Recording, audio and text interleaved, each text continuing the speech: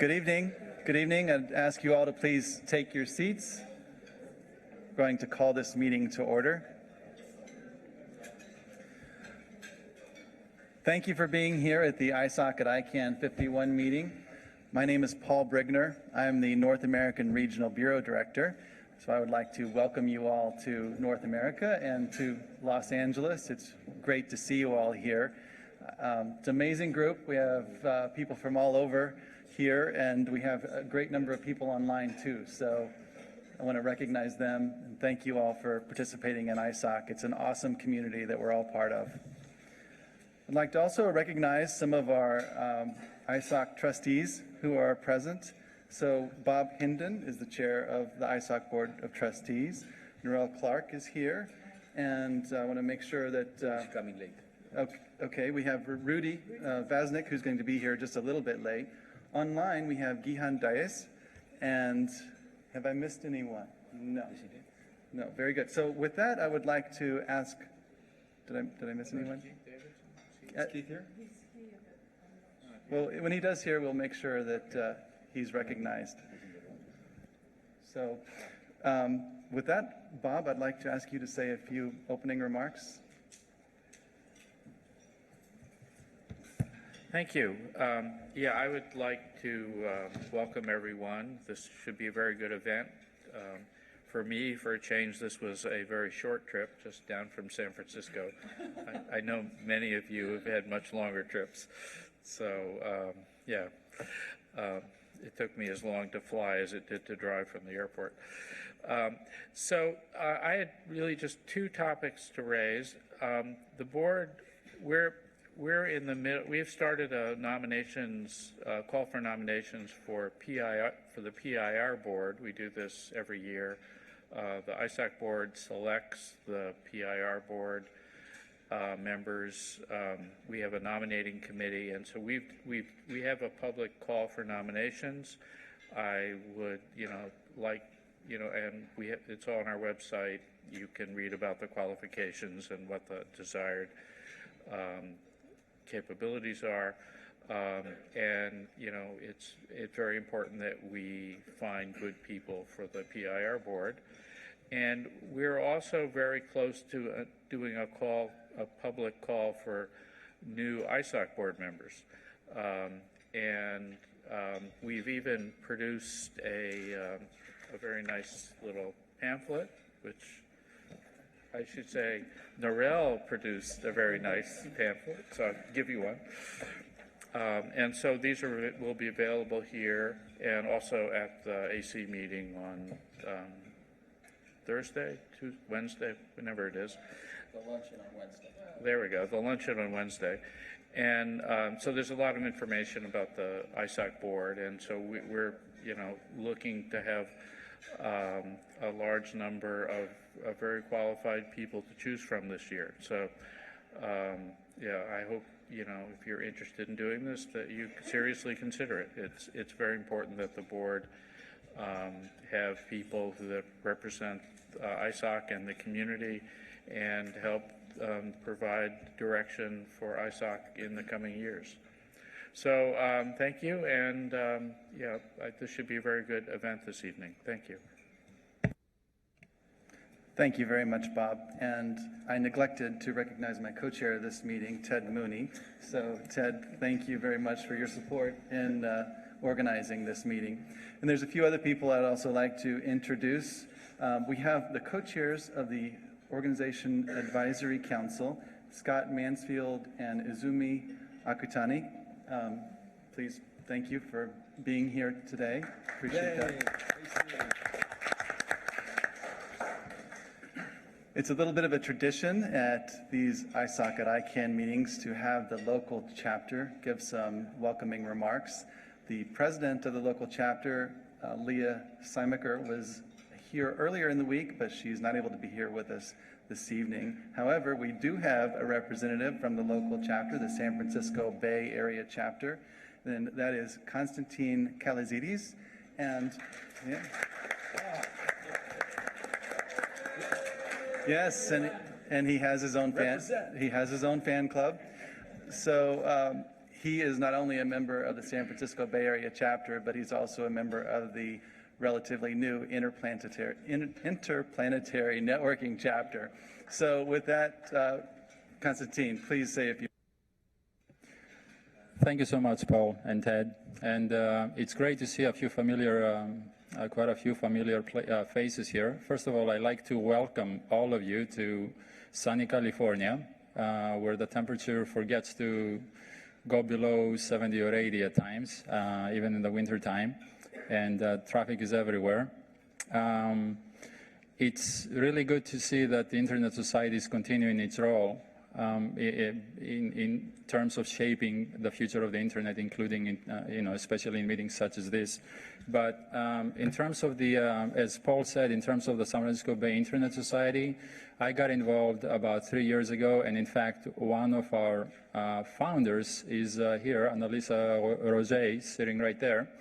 And then Glenn, of course, has been our champion and public relations for one of our projects, the Digital Divide, that we're engaged in. And Jean-Jacques recently signed up as, he's sitting right there, he recently signed up as our international liaison, because the Digital Divide certainly has reaches beyond the local region where we are at.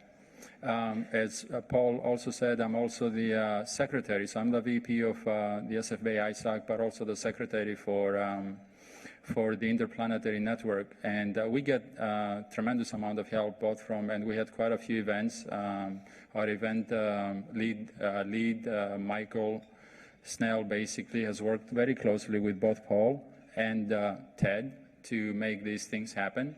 And yesterday, Leah, who was here over the weekend, our president, joined ICANN Friday, Saturday, and Sunday. And we had an event. She had to go back, and I had to stay as well. We had an event with Tech Women, and it was co-sponsored by the San Francisco Bay Internet Society, and it was a wonderful event and focused on accessibility and so on. And I had girls from the Middle East and Africa, and it's wonderful to co-sponsor events such as this with Internet Society. And the Internet Society is having such a tremendous impact in the communities, and especially being also an ICANN at-large structure as well, so it's a great combination. Anyway, enjoy your stay. It's a beautiful place. Thank you for coming, and I hope you have a wonderful ICANN 51. Thank you. Thank you very much, Constantine. Thank you for your leadership of the SF Bay chapter and the Interplanetary Networking chapter. It's very much appreciated. So now we're going to give you all an opportunity to briefly introduce yourselves. We want to move through this quickly because we have some very important substantive issues to discuss this evening. So if you would, please just mention your name, where you're from, and your ISOC affiliation. So with that, we'll need a couple of our wireless mics that we can pass around. We're getting those now.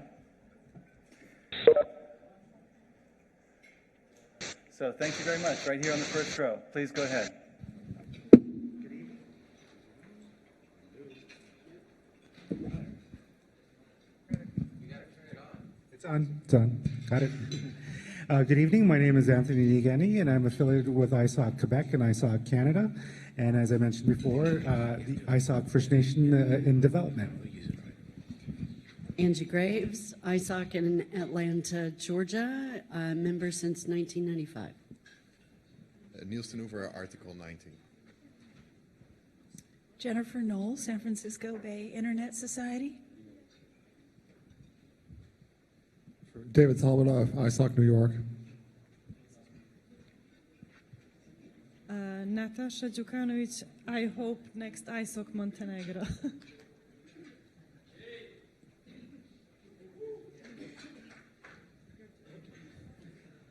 Hello, this is Jangi from ISOC Bangladesh Dhaka chapter.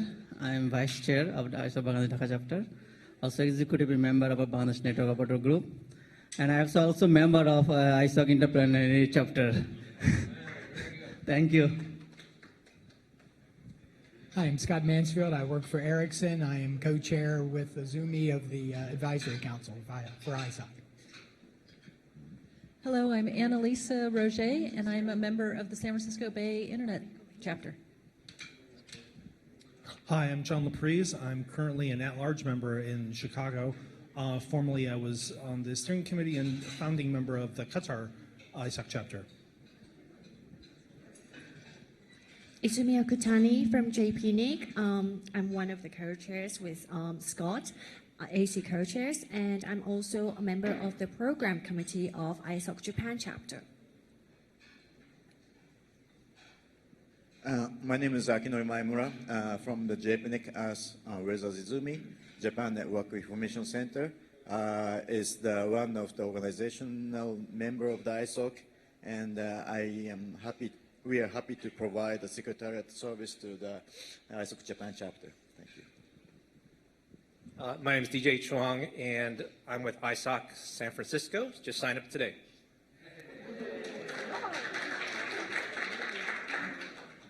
علي المشعل, board member, Bahrain ISOC chapter.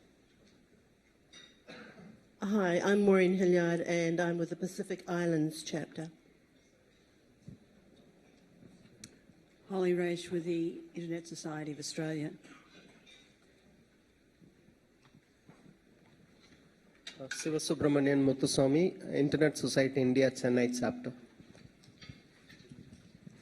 I'm Ellen Strickland from Internet New Zealand, which is an organization member of ISOC, as well as on the board of the Pacific Islands chapter. I'm Don Hollander, and with Ellen, I'm the co-chair of the Pacific Internet Partnership and a member of the PIC ISOC. Thank you. Bonjour, Michel Philibert, membre de l'ISOC Québec, and I work for DOT Quebec.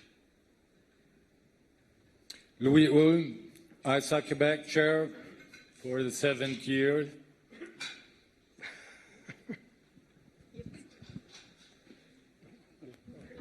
We go, okay. Good evening. Jean-Jacques Subrenat, a member of the At-Large Advisory Committee of ICANN, a former board member of ICANN, and currently also a member of the IANA Transition, etc., coordination group. Thank you. Oh, and yes, a member of ISOC San Francisco Bay Area. With the improbable title of Ambassador for Global something, and also a member of ISOC Belgium and ISOC France. Thank you.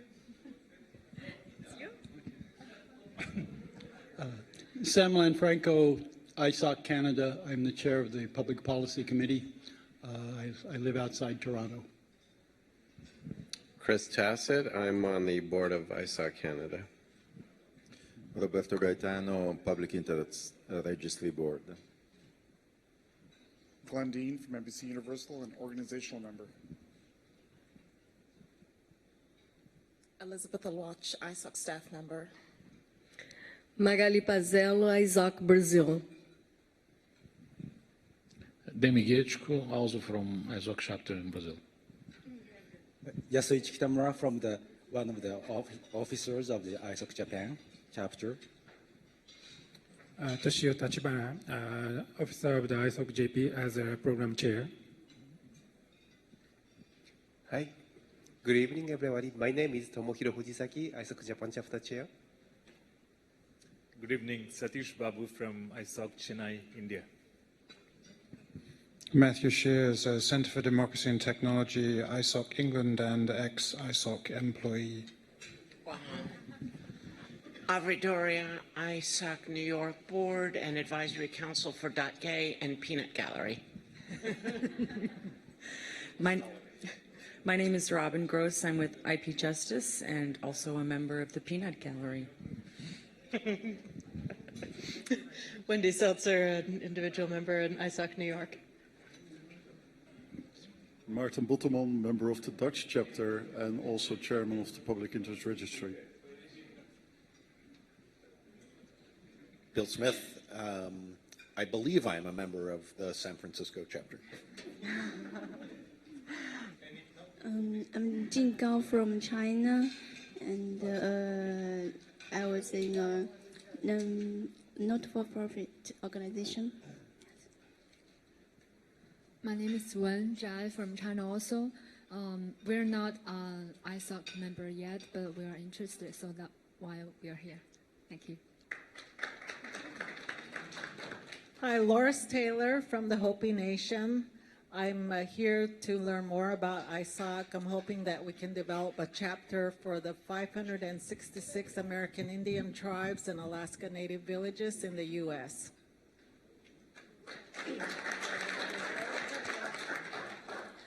Hi, Candace Mendez from the Navajo Nation, and I work for Native Public Media with Loris Taylor. I'm Leona Galestan from Internet Society of Armenia. Hello, I am Fatima Cambronero from Argentina. I am ISOC Global member and collaborator member of Brazil chapter, and also I am expert moderator of the Next Generation Leaders in the Spanish version. Sandra Hofrichter, non-ISOC member, ALEC and Uralo, and I'm here because I have to bridge two events and do the best out of it and learn more about ISOC. She has to pay for her dinner. I'm Kimberly Alston. I'm not an ISOC member, but I'm ICANN staff under GDD operations. Hi, Marilyn Vernian, ISOC Kenya chapter. My name is Dina Bir. I'm ISOC IL, Israel. I'm sorry. This is Veni Markovsky, ISOC Bulgaria, ISOC New York, honorary member of ISOC San Francisco chapter. They don't know it yet. And in case somebody is not a member of an ISOC chapter, we do provide free membership, so just let us know. My name is Michael Medrish. I'm from the country, maybe you know such name, Russia. So I am with you. Yulia Morinets, ISOC Malta, and member of at large, Uralo Secretariat. My name is Joseph Mark. I'm a fellow, ICANN fellow, first fellow. I have a story. Do you want to hear it? Actually, when I joined ISOC, I didn't see any group for Haiti, so I joined ISOC Quebec. But back from my country, I will initiate ISOC Haiti.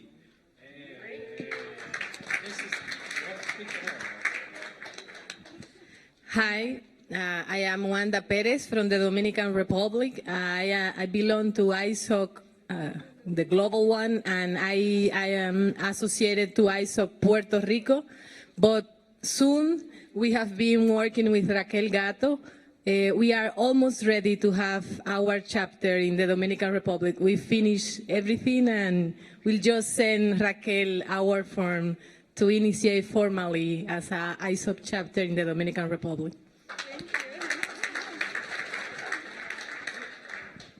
I'm Victor Donan, ISOC Cameroon chapter. Thank you. We need to introduce ourselves. I'm Raquel Gato, working with Internet Society, the chapters in the Americas. Joyce Donier, Director of Chapters for Internet Society. So all the new chapters, please come see me. Oh, there.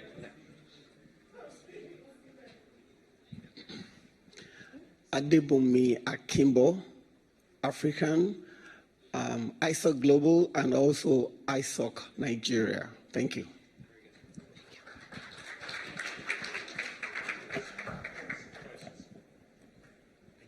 Konstantinos Komaitis, ISOC staff. Aisha Hassan, ISOC staff.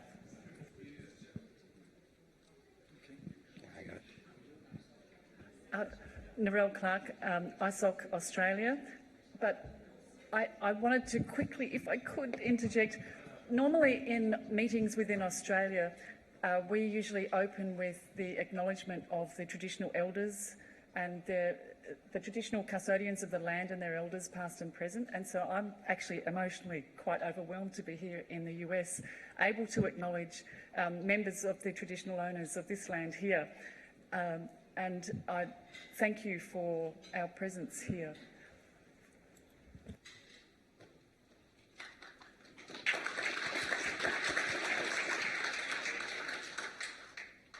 And I just wanted to add that I'm also a member of the San Francisco and the Interplanetary chapter.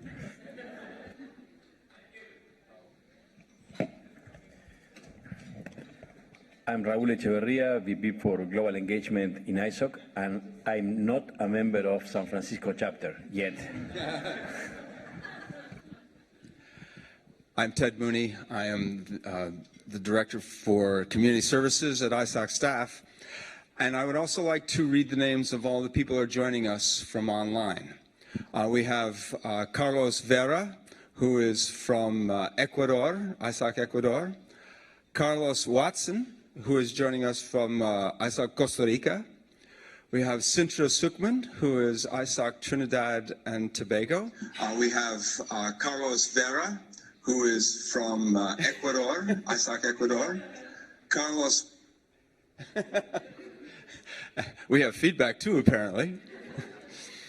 We have Faisal Hassan, whose affiliation I'm awaiting to see shortly.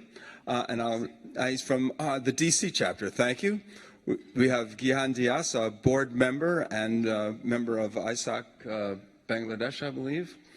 And we have Gunela Athbrick, who is a board member of ISOC Australia and a board member from PIC ISOC. We have Judith Hellerstein, who is from the DC chapter. And I think that wraps up everybody we have online on the WebEx. And Glenn McKnight, who has been taking pictures, has not had a chance to introduce himself. Glenn, please stand up from ISOC Canada. Thank you very much for all the volunteer work that you do in taking pictures. Thank you so much. Hey, Ted, it's Dan York over here with Greg Wood. We're both over here, but we do have a couple other people in the live stream room. On live stream, great. Take it away. So we have David Burden. We have Bernstein, and we also have Faisal Hassan, who is with the Bangladesh Dhaka chapter. He's coming in there. And we have Imran Anwar, who is from the ISOC New York board. Very good. Thank you all for your introductions. This is always the favorite part of this meeting, my favorite part of this meeting, because you get to see how big our community is, how much reach we have, and for each of you, there's likely a whole community of people in your local areas, and it really is humbling. So please, let's give yourselves a hand, please.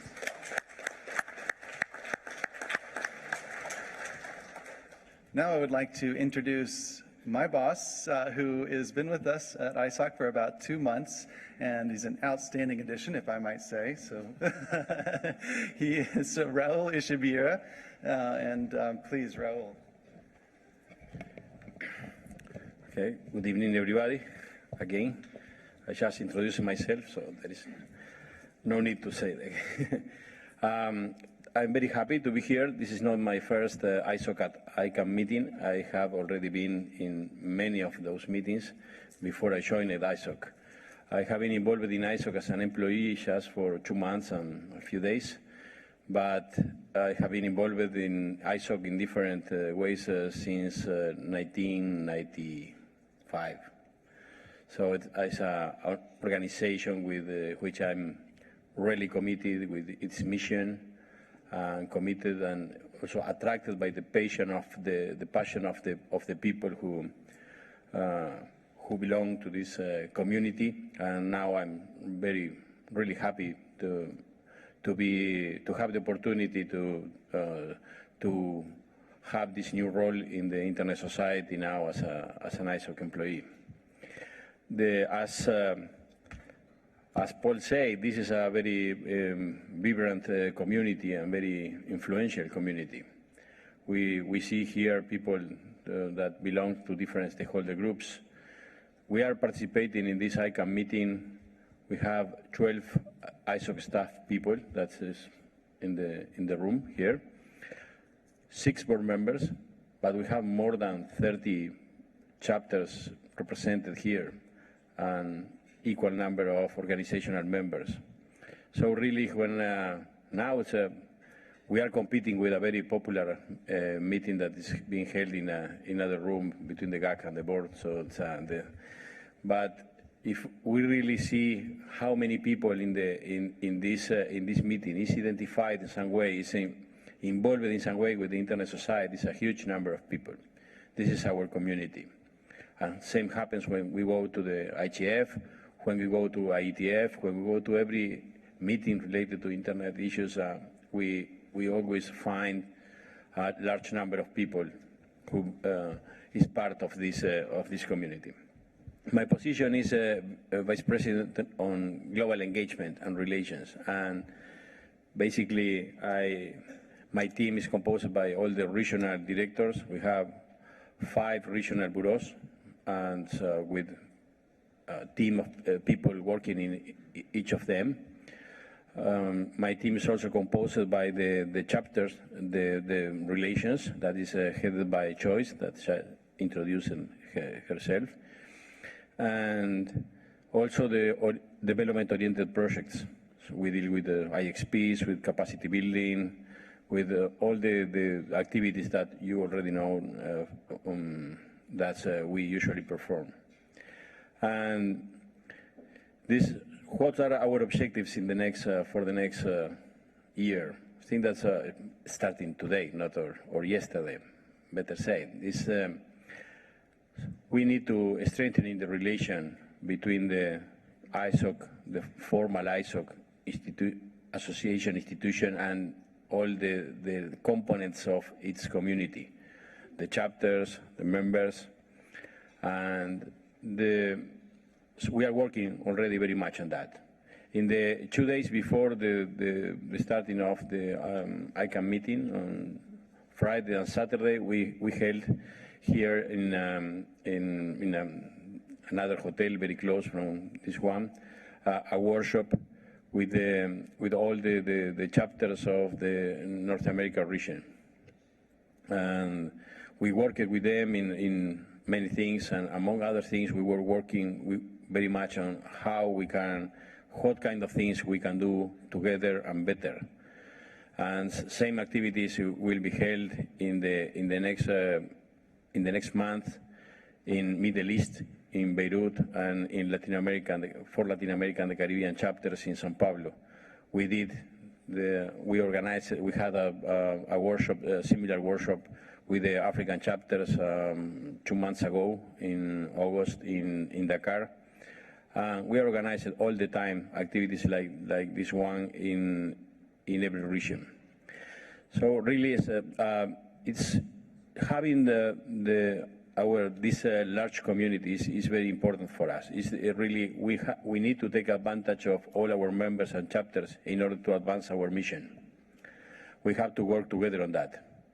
So this is our challenge now: is how we strengthen our relations in order to take advantage of all the capacities distributed and the skills distributed across our members and chapters to do that. And of course, this is a bidirectional communication and engagement. So it's also very important that we build the right avenues for engaging in a better way all our members and chapters to contribute more in reaching the debate in the dialogue within the ISOC community. This is what we are working in, and this is what we will be focusing on, not only next year, but just starting now. And of course, we have to continue working on all the development-oriented issues, building IXPs. We are doing an impressive work with you, in many cases with our chapters. In Africa, we are involved in many IXPs, not only in new IXPs, but also leveling up existing IXPs and hosting the peering forum in Africa, helping the peering to have a peering forum in Latin America and the Caribbean, building also network operators communities. So this is what we are doing, and when we expect to have the collaboration and the participation of all of you. And let's continue building this organization. We have a big responsibility. We are living very interesting times at this moment, and if you didn't realize that, maybe it's because we were not in any of the rooms where things are being discussed in this meeting. There are a lot of things in our plate. In internet governance, to strengthening the multi-stakeholder dialogue, not only at the global level, but also the regional and local level. It's really important for the Internet Society to strengthening the IGF at the global level for having really an IGF that is meaningful for everybody, but also to work very much on in setting up dialogues, multi-stakeholder dialogues at the national level, because most of the policy making happens at the local level.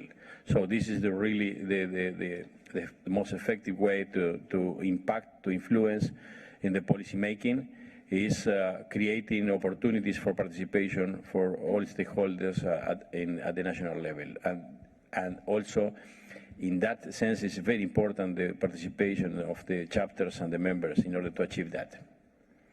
And this is the IANA transition is something very important for us too, and we will be speaking about that later in this meeting. So there are a lot of things that are in our plates. It's a critical moment for us, and this in order to keep the values of the internet and open internet, that is an effective tool for promoting development, human, social, and economic development of all the people around the world, and also an internet that is able to improve the ability of exercising the human rights. This is something that we have to work towards. It's a big responsibility. Thank you very much. Thank you, Raul.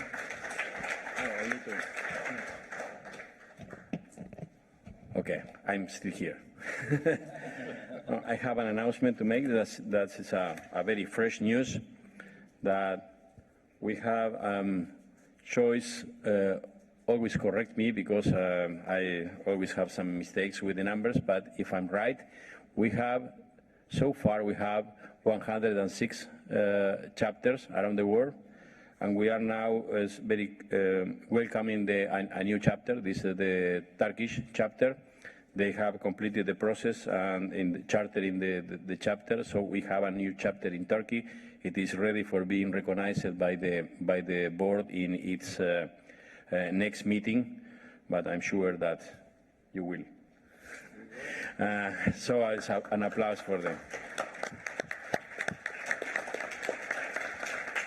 So we had, in the recent meeting of IGF in Istanbul, many of us had the opportunity, including Cathy Brown, the CEO of ISOC, we had the opportunity to meet with the leaders of the Turkish chapter. It was really amazing to see. It's a very interesting group, with a lot of energies. So I anticipate that they will do a very good work in Turkey. And so before, I don't know if you want to open the floor. Well, thank you very much, Raul. And I would like to take a short amount of time. We're running a little bit behind, but a short amount of time for any questions that you might have for Raul. So as we do these questions, we have to ask that you state your question very quickly and make it in the form of a question. So, yes. So, and yes. So please, wireless mics for questions. 10 minutes. Okay.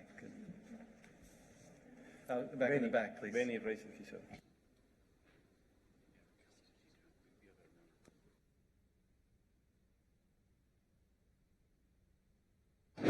Oops.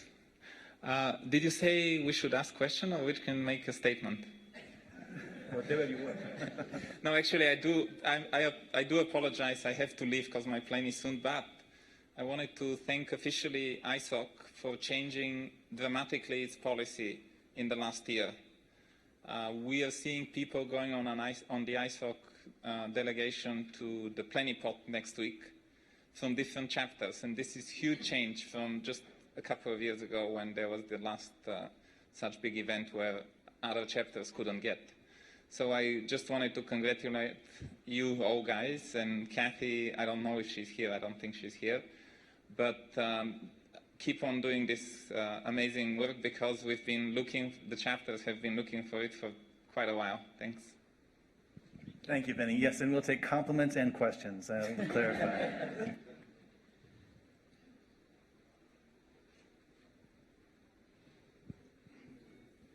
All right, so this one's going to be a little bit harder. So I'm John LaPreze, and I'm an at-large member in Chicago. And my question is, why is ISOC membership so weak? And and we're in the United States right now, And I look at ISOC and I look at potential members in the US, which are internet users. There are lots of them. Few of us are, this room should be packed. You know, if you look at comparable organizations in the US, and the ones that come to mind are the AARP and the NRA, quite honestly, really, if you talk about people who are potential members, we outnumber them by quite a lot. And yet we are not there in membership. Why is membership in ISOC weak?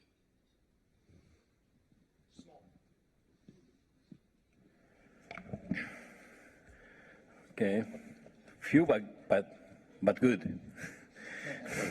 It's I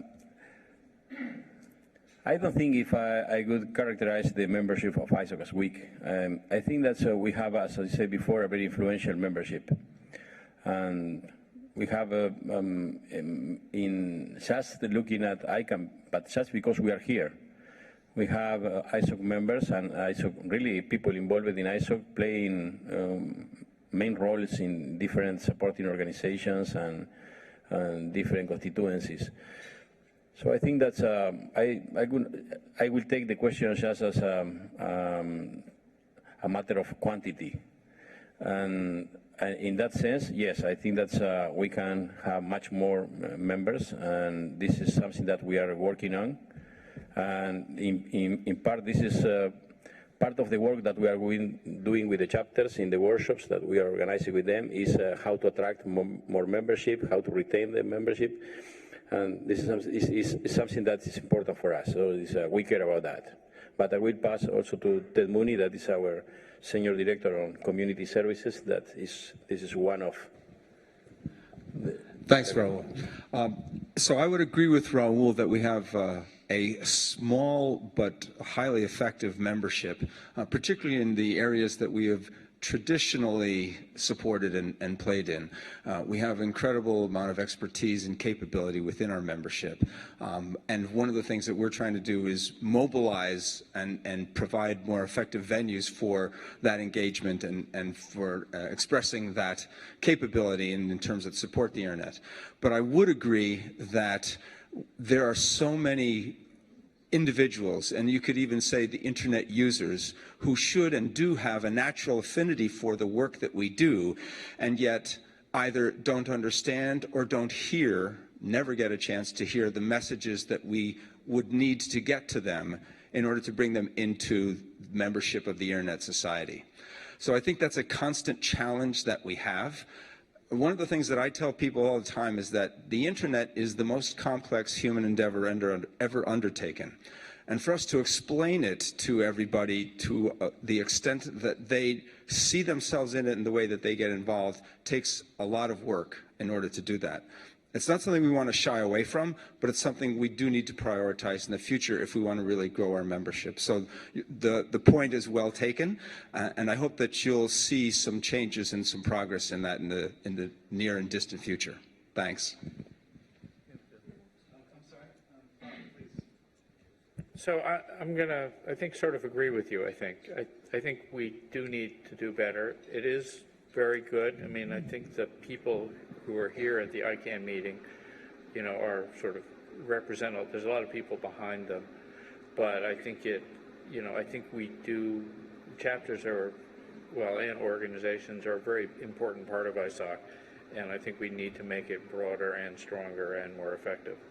So it's not, it's good, but it could be a lot better. Jed, it's Dan. We have a question coming in from David Bernstein on the live stream, and he asked the question, now that the precedent is set by bringing chapter member Grigory Sagyan to the ITU, how can we make it possible for those at this meeting and other ISOC members to join?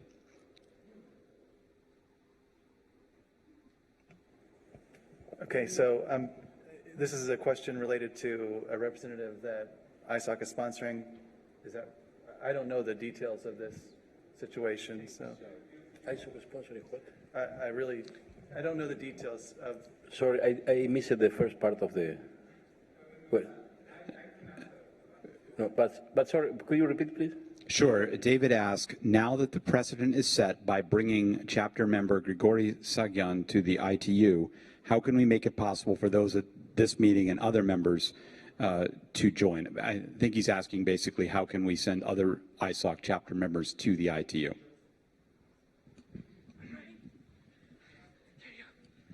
So sorry to answer, but I actually it was announced on the chapter's delegates list about a couple of months ago, 3 months ago. A lot of people put their names and motivation and etc. And it's not only one, it's 5 people who are going.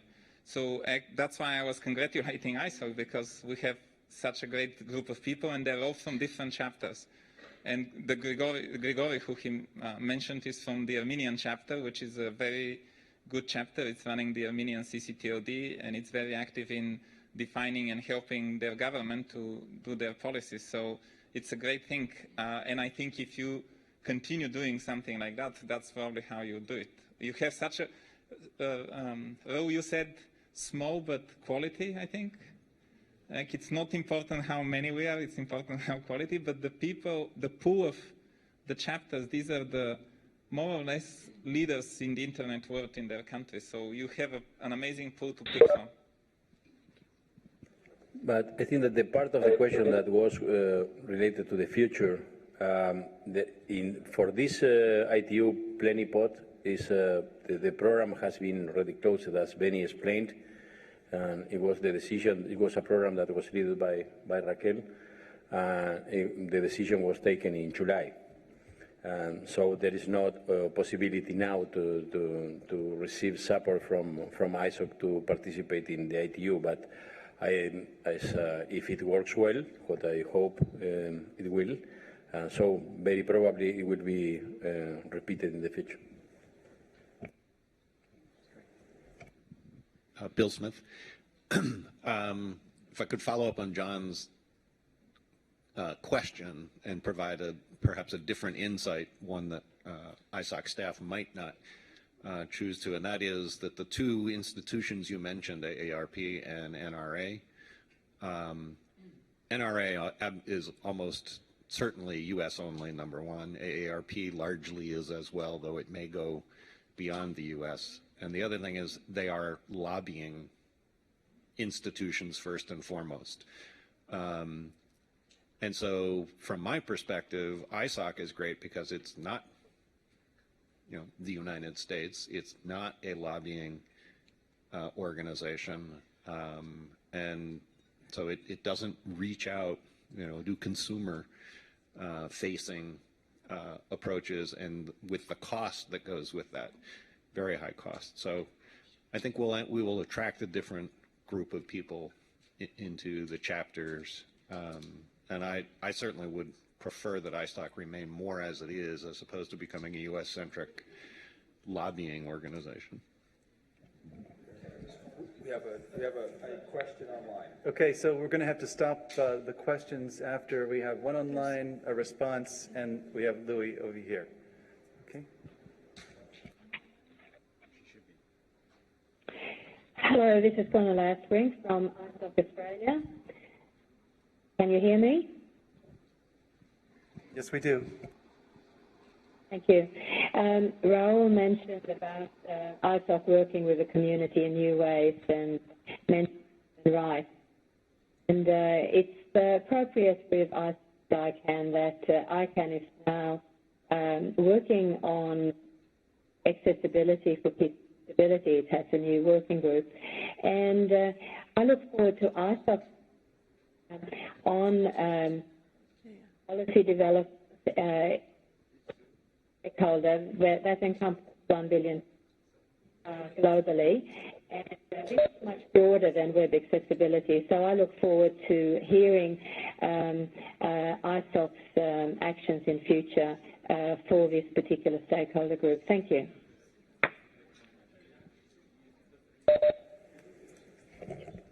Thank you very much for your contribution. This is yes, this is an important topic. I take your point. We will come back to the chapters community when we have something on that. Thank you. Okay, we had a quick response here, and then Louis.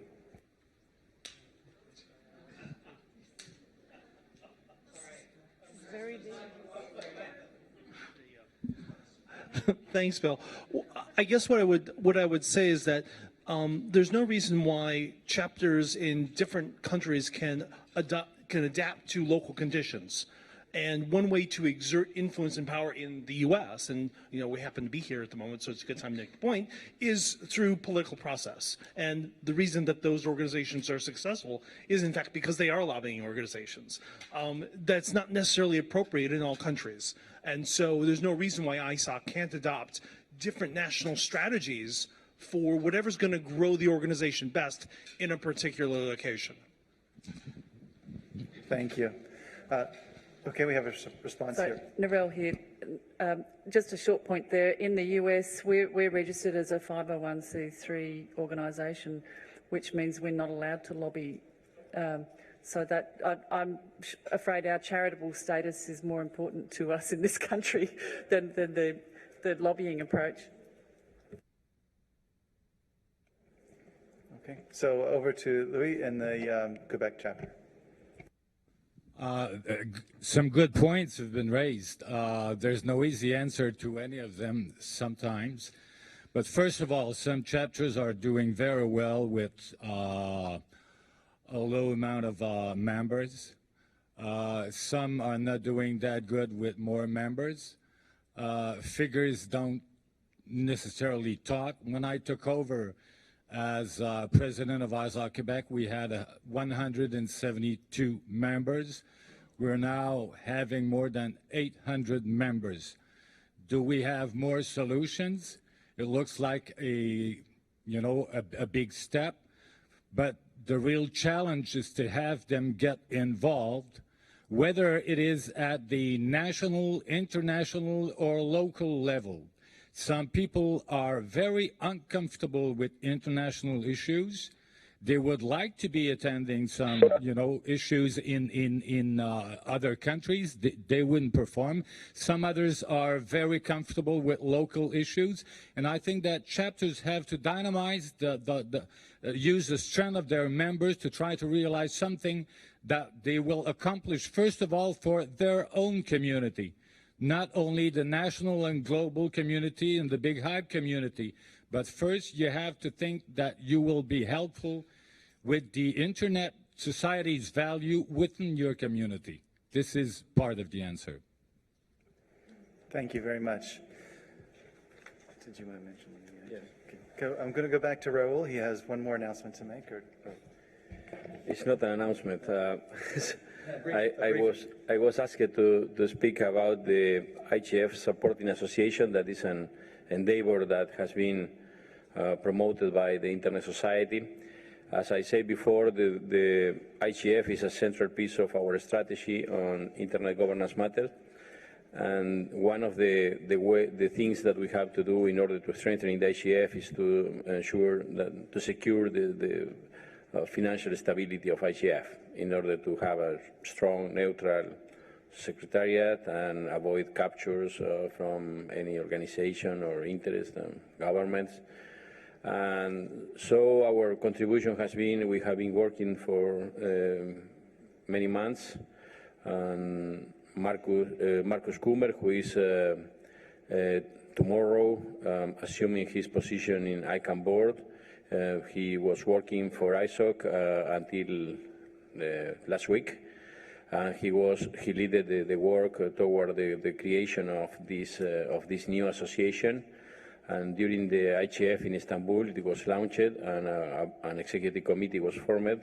I'm proud to be the chair of the executive committee.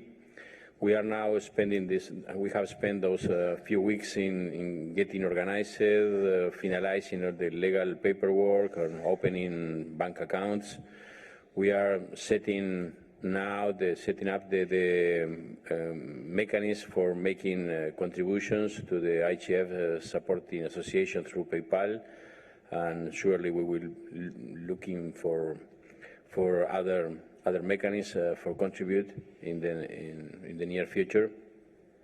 So I expect that the association get more visibility now in the next few months. Now that we are completing the basic steps to start to operate, and so we hope that all the ISOC community could help to raise money, to identify potential donors, to bring more people on board in order to ensure and guarantee the stability, the financial stability of IGF, what is very important for all the community. If you have any question about that, please contact me. I'm around, or if you have any question now, I'm happy to answer, but I think that we are running. Yes, we are actually running just a tad late, and this is a good opportunity, I think, for us to mention the Connect Forum.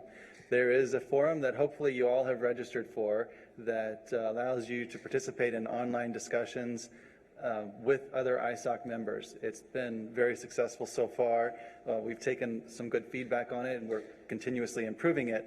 But I do hope you will take these topics, if you'd like to discuss them further, to Connect and develop them there. So, in fact, there are... Okay. Sure, Glenn. Paul, if I can indulge one issue, but I'll actually pass this on to Tony, who's 2 seats in front of me. We've been trying to promote with ICANN Native or First Nations Fellowship Program, and he's the best person to speak on this issue since I'm not Native. So, Tony, if you don't mind.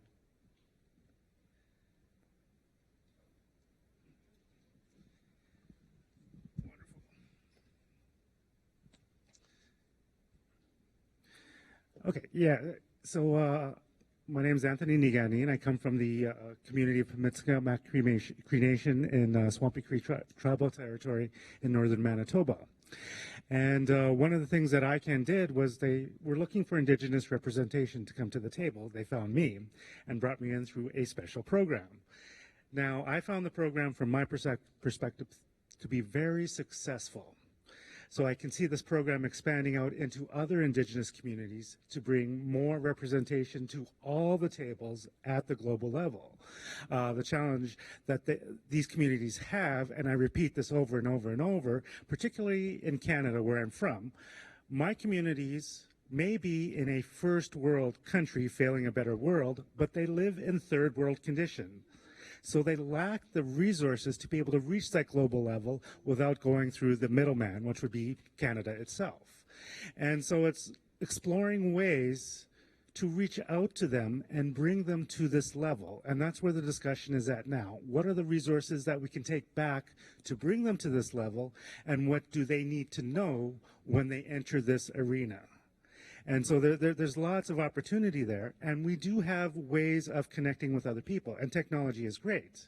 But our communities are on the marginal side of the digital divide, and that's important to understand why resources will assist them to reach this level in whatever form that we can provide them and offer them.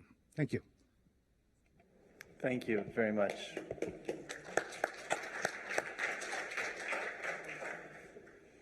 So we'll move on now. I was going to say that we have a couple of topics that have been developed already in our community forum that you all, hopefully, you have contributed to selecting for us to discuss at this meeting. So the 2 substantive issues we're going to hear about are some updates on the IANA transition process from Konstantinos Komaitis, and then we're going to hear about some updates on the Plenipot 2014 by Aisha Hassan. So, Konstantinos, please. Thank you, Paul, and hello, everybody. So, as you all know, on the 14th of March, the NTIA and the United States government announced their intention to transition the stewardship of the IANA functions to the global multi-stakeholder community.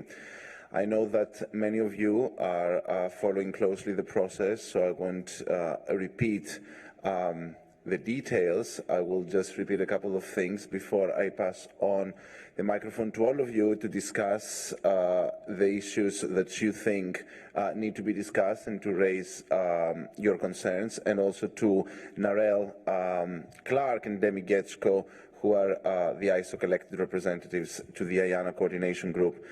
So the couple of things that I would like to repeat at this stage is, first of all, we need to constantly remind ourselves during this transition process what the IANA functions are. And of course, this is important because it will allow us to retain the focus on the discussions and facilitate the work that the various communities will be doing. And the second one is to remind ourselves again of the criteria that the NTIA set as part of this transition, the criteria that the proposal should meet in order for this transition to be successful, and those include the support and strengthening of the multi-stakeholder model, the security, stability and resiliency of the Internet domain name system, as well as the openness of the Internet. We can include also the condition that the current model is not to be replaced by another intergovernmental model or a model that sees governments behind this.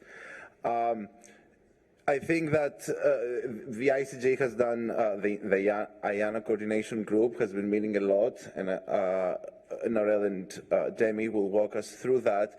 It is important to remember one crucial deadline which came out of this group, and that is January the 15th, when the various communities, the three communities, the IETF, the RIRs, and the ICANN community are expected to submit proposals to the IANA coordination group. And finally, to also remind ourselves that everybody is welcomed and invited and welcome to participate in these communities. I know that, as I said, a lot of you are doing this through the ICANN platform, through the ATLAT structures or any other stakeholder group that you're involved in, but the same can happen through, through the IETF community as well as the RIRs. For instance, the RIRs right now, ARIN in particular, has a questionnaire out for and everybody can participate regarding the IANA transitions. So without further ado, I would like to pass on the mic to both Narelle and Demi to make any comments, and then of course to all of you for any input.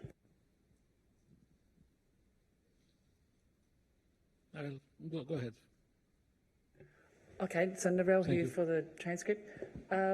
Really, it's over to everybody else. I'm happy to answer any questions or work with anybody on this topic. It's consuming a lot of my life, but it's really interesting, and it's a good thing for us all to put this multi-stakeholder thing into practice. You know, we are all talking about consensus and trying to achieve consensus and putting it into practice to do something to ensure the ongoing security, resiliency, stability, that's the word. It's getting late in the day, of the internet. I mean, that's really important, you know. Okay. Yeah, just to let you know, we had already 2 face-to-face meetings, I suppose 3 teleconferences, and a lot of mail exchange. Of course, our mission is basically to channel the positions of the communities to that committee. And the main interfaces of IANA are basically names, numbers, and protocols. And we are some kind of global community, and of course related also to names and to numbers and protocols. But we have to try to extract from the community what would be the position. For myself, I was involved with the IANA thing since some time, since 88. And I'm manager of the .br, one of the country code top-level domains, and I had every time I had any kind of transaction with IANA, it was very successful and very good to work with that body.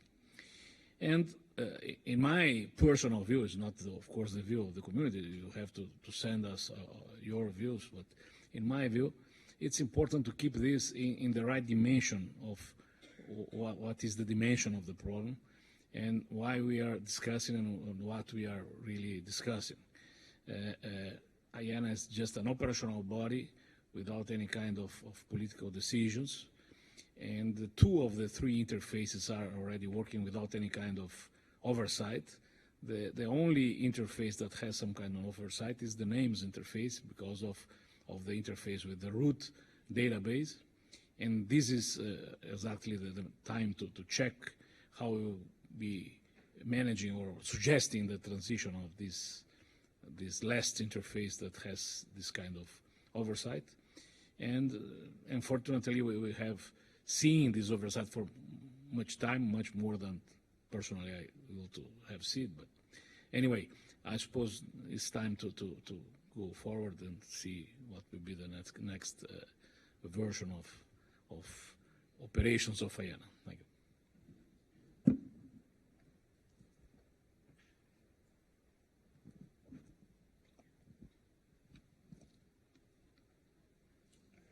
So we will now take questions. Okay, so if you have any questions in the audience, we'd be happy to take those. This is Sean from Nigeria, ISOC member Nigeria. I just like to ask, or perhaps clarify, where is ISOC discussing IANA? Which of the list? Is it the internet policy list? Where is the discussion point? Discussion place for IANA within ISOC? And then, is there any process by which updates from the ICG is communicated to members, ISOC members, as a follow-up directly? Thank you. Okay, so I'll take that one straight away. To participate, we have 2 platforms in place at the moment. We have the ISOC Connect platform, which is a web-based platform that any ISOC member can join and participate in, and we've had some vibrant discussion there already. The second one is our IANA mailing list, and the name is escaping me because obviously it's IANA XFER, yes, IANA XFER. So there's those 2 main forums that we have. The other part of your question was, how are the ICG members keeping in touch? Well, so far I've only written a couple of blogs which have been on the ISOC website. I'm sorry, I would like to write more. I do try to write more, and Demi is also writing away. Konstantinos has contributed a short piece as well. My email address is narelle@isoc-au.org.au. I'm very happy to receive email, and I do. So I'm perfectly happy to receive some there. Konstantinos also is quite happy to receive any that you'd like to send. Come and talk to me anytime. So we try and be as accessible as we possibly can over this whole process.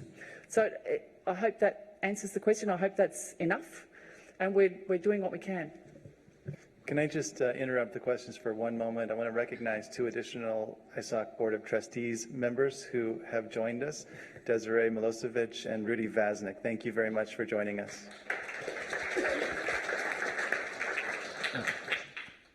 Just to add one more point to the answer of Narelle's. The basic work actually in IGC is to, first we did a charter, and I suppose it's publicized, and the other is to set up the process to begin to collect the positions of the members and to begin to write something, but based on the bottom-up process. And maybe there is also some FAQ, frequent asked questions that will be publicized, I suppose. Maybe after this face-to-face meeting, we will have Friday. Then there is something going on. Actually, I'd also encourage you to go to the open forum of the ICG. That's Thursday, if you didn't just mention that. So please do come along to that one, and everybody will be there too.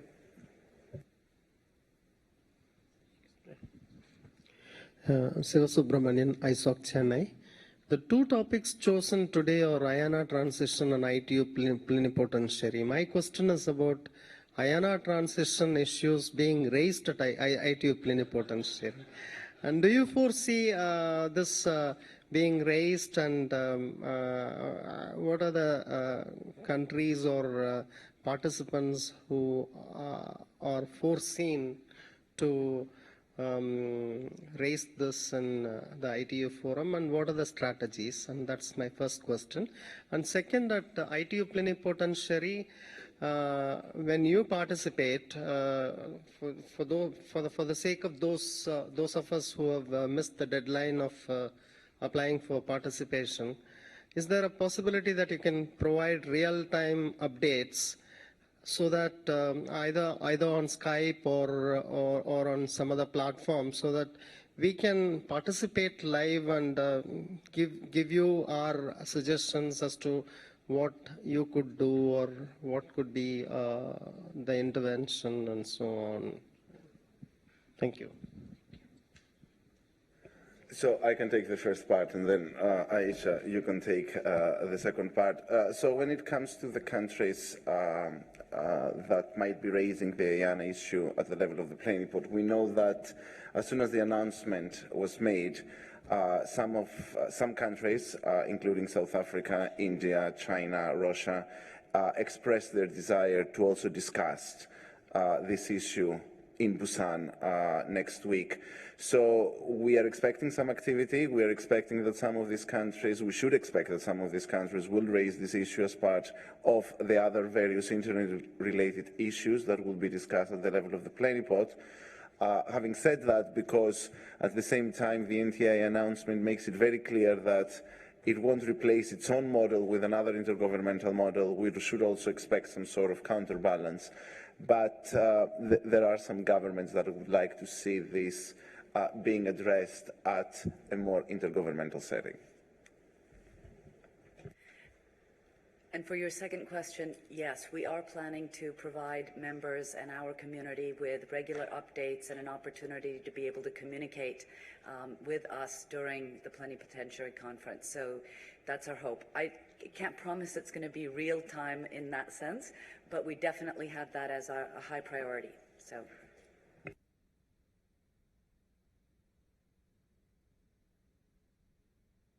Okay, do we have any more questions? Yes. Okay, online question, Dan.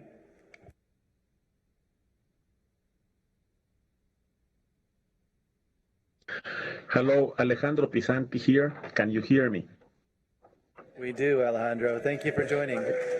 Very glad to join. Sorry to do late. I was just finishing my teaching here. I would add to the last exchange that it is very important for as many of us as possible to remain in contact with our government representatives and other members of delegations in the cases where, like some members, private or non-governmental organizations are part of the delegation.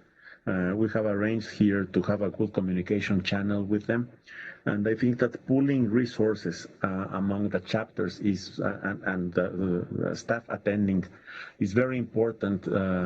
Also because of time differences, for example, here in the Americas or in Europe, we can actually work as a back office and help draft or hammer up documents and statements that we can actually feed to national delegations as well as to other organizations. Thank you. Thank you, Alejandro. Okay. Alejandro, Narelle here again, and others. I'd also like to suggest that when people do engage with their governments, that they draw on some of the resources that ISOC has already prepared. That is really useful documents to help inform and give you in your little armory pack. Maybe that's the wrong word. Your little information pack that will help you to converse in a strong and well-informed way when you and stress the important aspects when talking to your government. Yeah, Rudy Vansnik. Maybe it's a good idea to try to put up a kind of template that could be used as a format to have a dialogue between the ISOC staff and ISOC chapters, so that it allows us to have a quick reply and communication channel that is working in one specific format to avoid that you have a complexity of dialogue starting that are not fitting in the, as I know that you're going to have a huge work to do, and if it's templated, if it has a strict format, it will enable you to act better and faster. And from the side, from the chapters, it's also easier to understand if you give one format you're working in. It will allow every chapter to get a quick view where they are, especially when you have to talk to your governments. If you have to read 20 pages before you can go to your government, the meeting is over. So I think that it could help in structuring the communication channels in such a way. Thank you. Sam Lanfranco, ISOC Canada. I just wanted to follow up on Alejandro Pesanti's comment. Just as he made that comment, I was responding to a request from about 1,500 health groups around the world who had sent me an email 5 minutes earlier saying, please send us the link to the the GAC members at ICANN. And they now understand that's one of the levels at which they have to start carrying on their interaction as well, not just sending somebody here or writing a letter to Lancet. Really just an information thing, and I probably shouldn't mention ICANN, but the Stability and Security Advisory Committee has come out with 2 papers. One is really the history of IANA, and it's really IANA functions rather than an entity in itself. The other is it's SSAC 068, which really breaks down what contract governs who. So there's a contract with ICANN, but there's also arrangements with IETF, with IAB, and you have to actually understand that it is that complex. Otherwise, in fact, you're probably going to say something that's wrong. Thank you very much, and I think that. Go ahead. Holly, that document is a great document. I agree with you. I'm not trying to discount that, but everybody, that document that Holly just referred to is on the Connect platform. So we've tried to assemble useful documents all in that one place.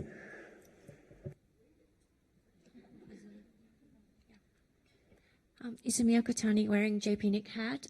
Very helpful, the information that's being shared by Narelle, Demi, and the mention about the ISAC.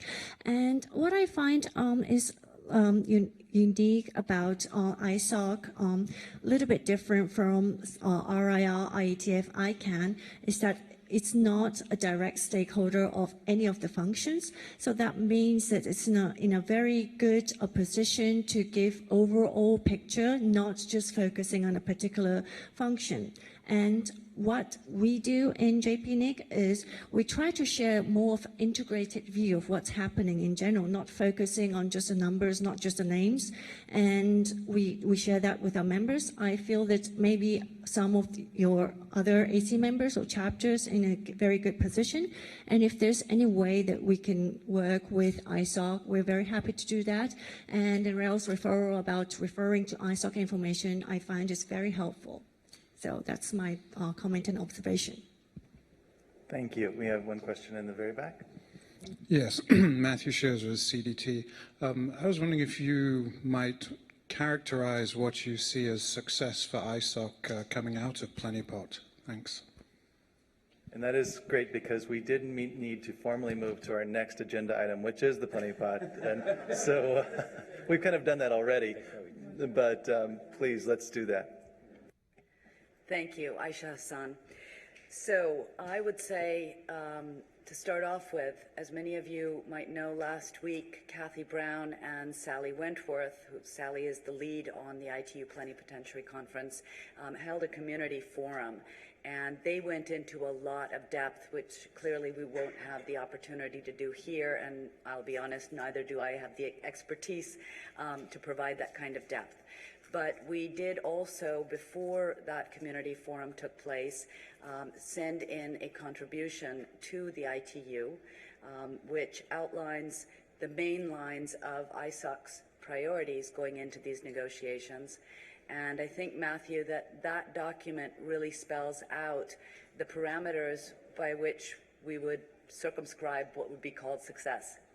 And in a nutshell, we have emphasized in that contribution some of the areas that are very important in terms of ITU's work.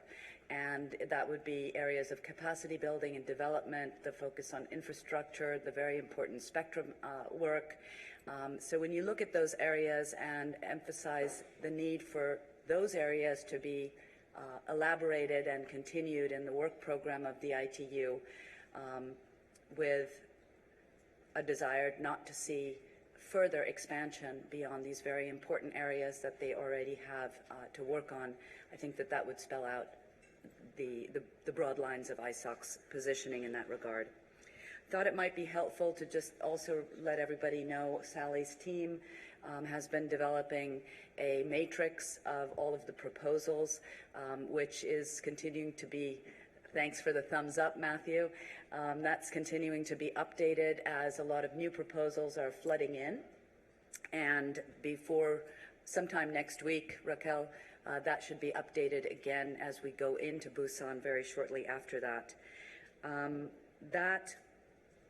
That part of it is also complemented by work we're trying to do to have information exchange with various parts of the community. So first of all, there will be on the ground meetings with chapter members, chapters and members who are on delegations. We'll try to be having in-person dialogue and sharing information to the extent possible as we race through all of the committees, etc.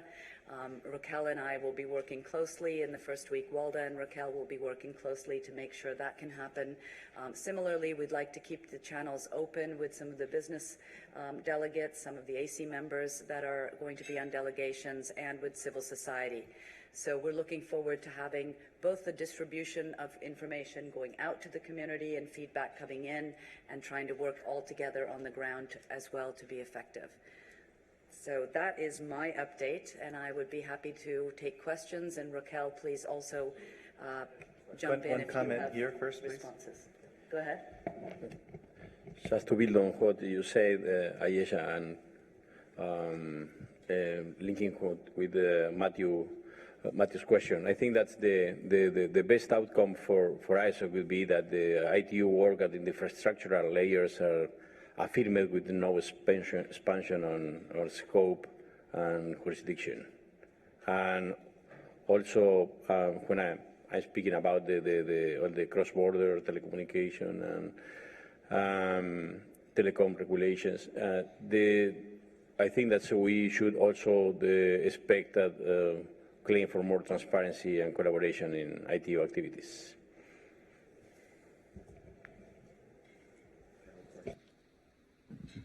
Aisha, this ITU is such a procedure-bound and rather closed organization that has hurdles for participation even from within. And I know that it's very difficult to propose an agenda item or to raise an agenda item at this stage. But is it possible that ISOC delegation and other friendly countries could find a way to raise issues on the sideline and in informal situations related to users' concerns on the lack of peering arrangements between telecom companies and such unresolved issues that require attention, like you said, and make sure that those issues are addressed, both from a user's point of view and from a business point of view. For example, mobile internet or mobile telephones, the roaming cost is 10 times or 15 times in some cases, and there's so much of disparity between the revenue models of telecom companies. These are some of the issues, and more issues could be identified by other participants, and those issues could be raised in the sidelines of the plenipotentiary meeting, so that the focus is more diverted towards issues pertaining to telecoms and which are not resolved in the first place. Thank you. I certainly am noting that this is an issue that you've raised as a priority. I think it does fit in with the focus that we have on infrastructure issues being something that ITU should continue to really work on. So we'll see how we raise these kinds of issues when we're there, and we'll let you know. Thanks. We have an online question. Yes, David Burstein is asking a question. Basically, he's asking two questions, but it summarizes as, is there anything likely to get through Busan that we are worried about, or are we just shadowboxing?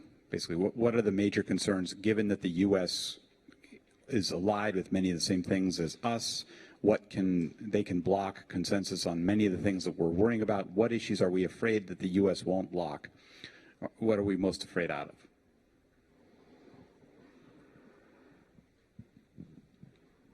Okay, so I'm going to take this one just to, if you go over the matrix, you already can see a lot of the incoming proposals, and where the matrix is based on the ones, the resolutions that we care about, and it's not only one or two.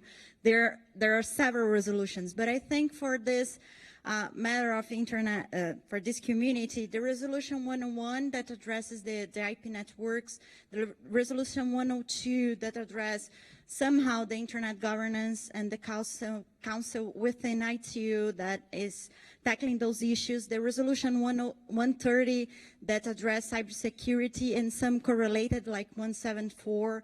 Sorry about all these numbers. They are coming in. They are kind of a lawyer talking, but anyway, just throw questions if I'm going through too many of them.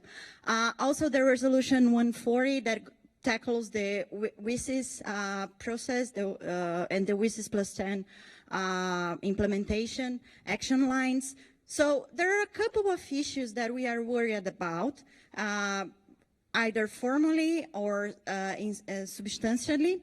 What we also could see some of the discussions around the openness and transparency of the documents within ITU.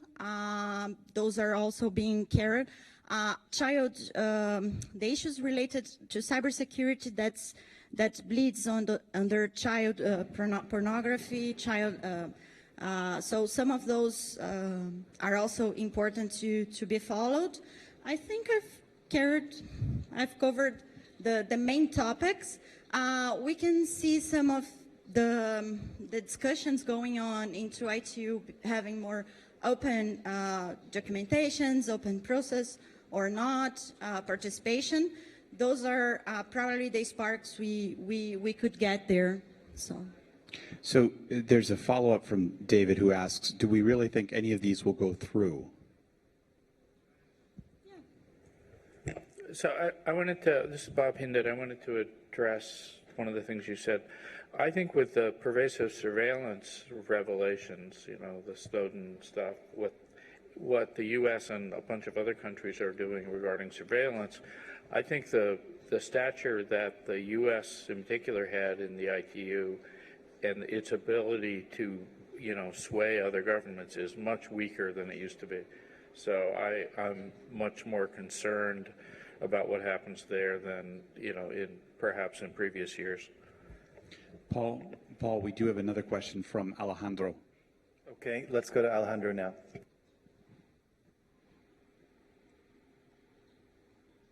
Thank you, Alejandro. Number one, by Shiva Subramanian Motusami, about 100 governments at least are pursuing issues to eliminate costs on.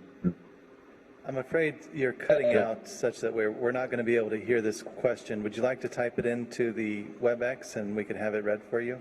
Yeah.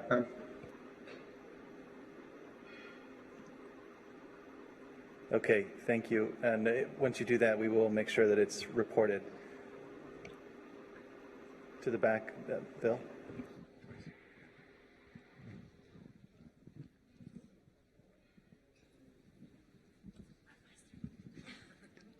Bill Smith. So following up on the comments regarding pervasive surveillance, I have an ask of the Internet Society, and that would be to either beforehand or on the ground in Busan, to reach out to as many friendly governments as we can, to ask them to pick up and push for things that perhaps the U.S. government has pushed for in the past, and that that actually would be a very good thing, because if the U.S. government takes positions, people may be opposed to it simply because of who made the statement. So, no, I'm certainly not in support of pervasive surveillance as an individual, but it is what it is. And so I actually think it's something ISOC could do on the ground in Busan. Yeah. So, I think that Busan is not the right place for discussing this issue. In fact, I think that this is an issue that we don't want to discuss in Busan. But we have had discussions, as you already know, in IGF last year. I think that's Net Mundial this year. I think that we have to look for discussions at the local level and also in other forums, but this is exactly what we don't want to discuss in ITU, I think.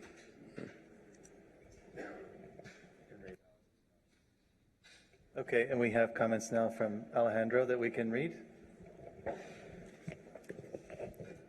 Whoops.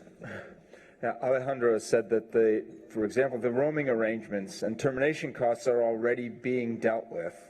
So there really isn't any need at this point for ISOC necessarily to push them, since procedurally they are already in. And so the opportunity is to focus on other issues. Thank you.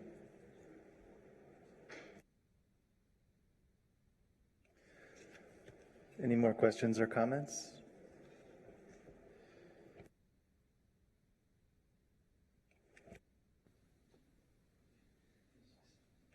Yes, I can't resist to comment on Alejandro's comment that it would be really very good that ITU could make some progress on that, and we could pay much less for the roaming expenses.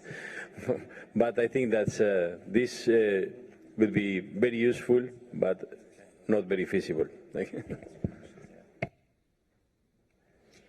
Paul, can I just, since we are closing the subject, any chapter that is going, or if you know any other ISOC member that is going, please reach us. We want to join you and make a coordination effort on the ground.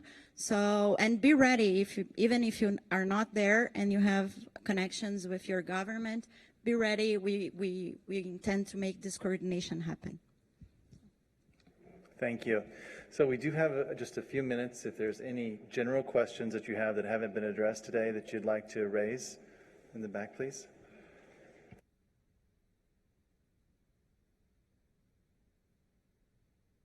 My name is Nkemdele Mweke. I'll be speaking from a typical layman's point of view. I'm a member of ISOC Nigeria. When you started, you assumed everybody here was following the IANN process. I didn't quite like that, but I felt I was probably a lone ranger and decided to be silent about that. I want to think that the ICANN I used to know will always want to bring down issues to the layman's understanding before proceeding. I would have loved you to take us a bit on the ICANN process so that I will be able to follow subsequently the discussions. I'm sure there are other people here probably I could even be better off, but probably too shy to say they are not following. They don't know what the IANN process is. So I want to think that subsequently we learn to break these things down for lay people. We are all not from the technical side. And besides that, I think ISOC should learn to do more, especially in the local level, to engage members. For all I know, what we do in my own chapter is only occasionally when there are issues of when the IPv6 annual World IPv6 Day and the annual IPv6 Day, that is when ISOC Nigeria usually collaborates with some other organizations to organize events, and that's the only time I know we're invited to like participate in the events and probably make inputs.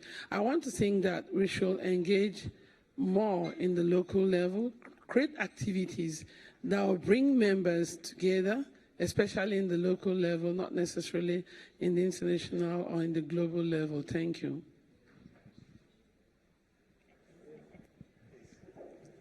Hi, Narelle again.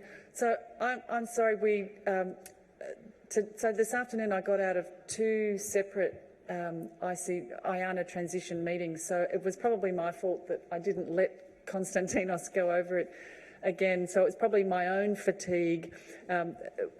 Yes, while Bob said he had a very short trip, I had a very short trip for a change too. It was only across the Pacific and it was only 14 hours and it was only 2 days ago. So the exhaustion is starting to take its toll. So I apologise to you personally for not having recapped on the IANA. What is IANA? What is the transition process? What is the timeline? Konstantinos wanted to, and I said, no, let's make it quick. So I apologise to you. What we do have, though, is a paper called, and I hope this is taken respectfully, IANA for Dummies. And so we do have that paper, and I'm really feeling like a dummy right now. So now Konstantinos has stewarded that paper, and it is up on the Connect site again. So hopefully we can get that to you. We can get that to you today if you want. Yeah, no problem. So, and Demi. Just to add that there is also a very good and extensive work of ISOC about the history of IANA from the very beginning and the implications of the transition and so on. So then I recommend try to reach this ISOC paper. It's a very complete. Thank you very much for your comment. It's very helpful. So I see no more hands. So with that, I think we are ready to wrap this meeting up. I want to thank you all very much for attending. I want to thank you again for your participation in ISOC. Encourage you to continue your participation. Please, did we have, I'm sorry? Music night. Oh, of course. There's music night, so you have a lot to go to tonight. You enjoy that. But after that, if you're not on Connect, get on Connect and talk to each other about these issues and continue this discussion, because the staff does join those, our trustees look at those, so please join that discussion. It's a very valuable platform for you. Thank you again for being here.